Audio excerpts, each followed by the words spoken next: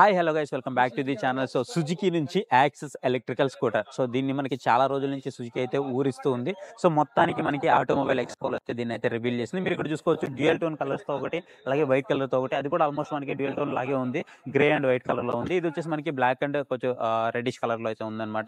So మొత్తం dual tone కలర్స్తో అయితే దీన్ని అయితే లాంచ్ చేయడం జరిగింది. సో చాలా రోజుల నుంచి చెప్తుంది సుజుకి యాక్సిస్ ఎలక్ట్రికల్ స్కూటర్ తీసుకొస్తామని చెప్పి ఫైనల్గా దీన్ని అయితే తీసుకురావడం జరిగింది. సో వెహికల్స్ అయితే మీకు చూడడానికి ఈ విధంగా ఉన్నాయి. సో రేంజ్ వచ్చేటప్పటికి మీకు అప్రాక్సిమేట్లీ ఒకసారి ఛార్జ్ చేస్తే 95 కిలోమీటర్ల వరకు ఐడీసీ రేంజ్, అది కూడా.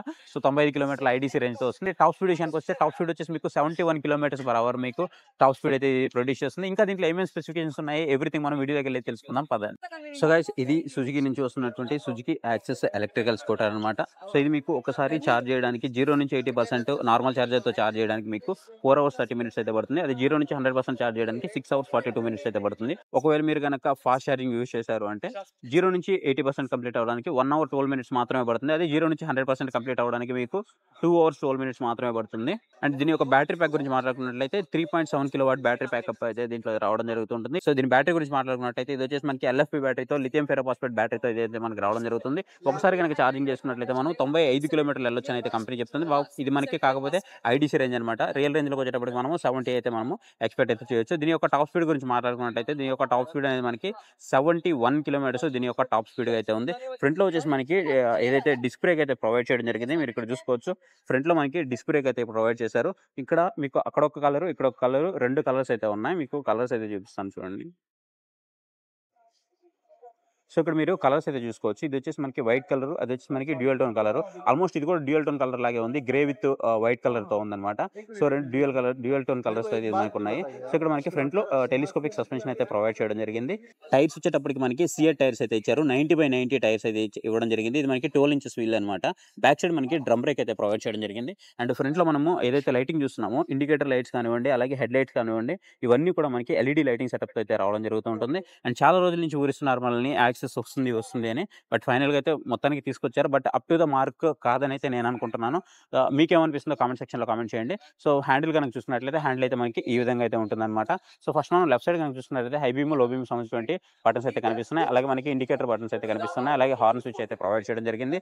అలాగే మనకి ఇక్కడ పవర్కి సంబంధించినటువంటి స్విచ్ ఇచ్చారు. అలాగే హజార్డ్ అయితే ఇవ్వడం జరిగింది. అలాగే మోడ్స్కి సంబంధించినటువంటి బటన్ కూడా ఇక్కడ ప్రొవైడ్ చేయడం జరిగింది. అలాగే మనం కిందకు వచ్చామంటే కింద వచ్చేసి మనకి యూఎస్బీకి సంబంధించినటువంటి యూఎస్బీ ఛార్జింగ్ పోర్ట్ అయితే ప్రొవైడ్ చేయడం జరిగింది. సో ఇక్కడ నుంచి మనము ఛార్జింగ్ అయితే చేసుకోవచ్చు. కావాలంటే ఇక్కడ నుంచి మనం ఏమైనా డాక్యుమెంట్స్, మొబైల్ ఏమైనా క్యారీ చేయాలంటే క్యారీ చేయొచ్చు. ఇక్కడ వచ్చేసి మనకి క్యారీ హుక్ అయితే ప్రొవైడ్ చేయడం జరిగింది. అండ్ ఇక్కడ వచ్చేసి మల్టీ ఫంక్షనల్ ఇగ్నిషన్ అయితే ప్రొవైడ్ చేశారనమాట.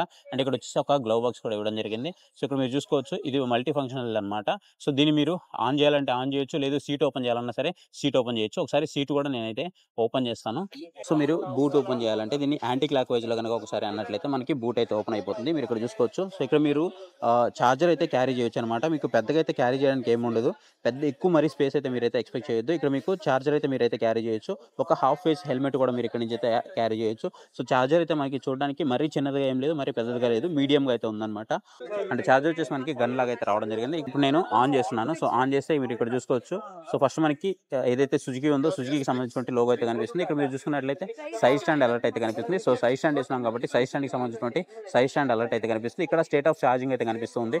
మనకి ఛార్జింగ్ ఎంత ఉంది ఏంటి అనేది మనకి ఇక్కడైతే చూసుకోవచ్చు. ఎంత పర్సెంటేజ్ ఉంది అని మనకి పర్సెంటేజ్లో కనిపిస్తుంది. అలాగే బ్యాటరీస్లో కూడా కనిపిస్తుంది. అండ్ ఇకపోతే మనము ఇక్కడ టైం కూడా చూసుకోవచ్చు. టైం కూడా మనకి ఇక్కడైతే ప్రొవైడ్ చేయడం జరిగింది. ఇక్కడ మనకి కొన్ని లాక్, అలాగే పవర్కి సంబంధించినటువంటి బటన్స్ అయితే ప్రొవైడ్ చేయడం జరిగింది. అలాగే సైడ్ ఇండికేటర్కి సంబంధించినటువంటి బటన్స్ కానివ్వండి, ఇవన్నీ కూడా ప్రొవైడ్ చేశారు అనమాట.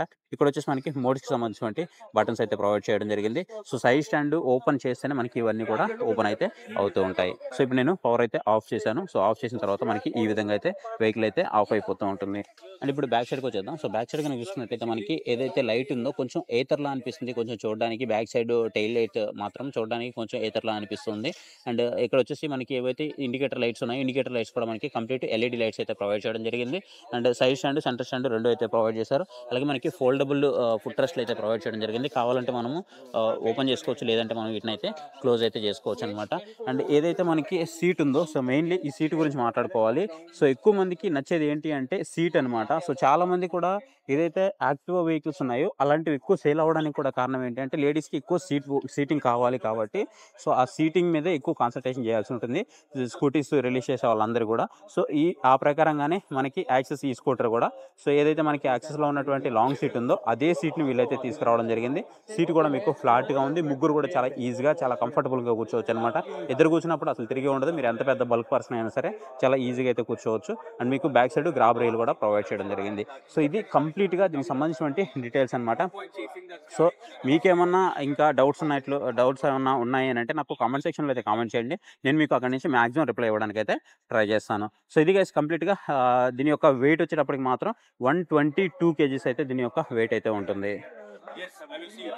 సో, ఇది గైస్ వీడియో అయితే మీకు నచ్చిందని అనుకుంటున్నాను. వీడియో నచ్చితే ఖచ్చితంగా వీడియోని లైక్ చేయడం మాత్రం మర్చిపోవద్దు. ఇంతవరకు మన ఛానెల్‌ని ఏమైనా సబ్స్క్రైబ్ చేయకపోతే ఇప్పుడు మన ఛానెల్‌కి సబ్స్క్రైబ్ అవ్వండి. Thank you for watching. See you next video. Bye by.